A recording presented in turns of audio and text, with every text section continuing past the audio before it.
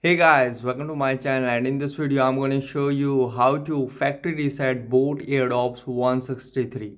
If your boAt Airdopes 163 is not working properly, this method will solve the problem. Okay, to do factory reset, first take out the both earbuds from the charging case. And guys, here you can see, here we have touch control. Here we have touch control on both earbuds. Now what you have to do is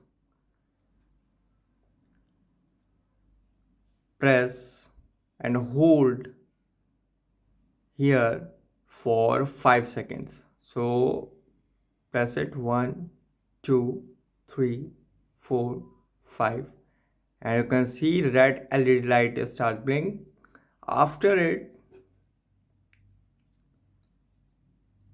keep it inside the case and wait for 5 seconds. 1 2 3 4 5, and now take out the earbuds.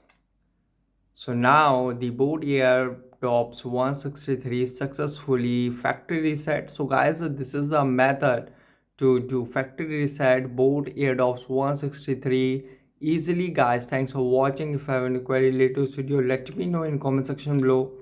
Please like, share, subscribe, and click on bell icon for the latest updates.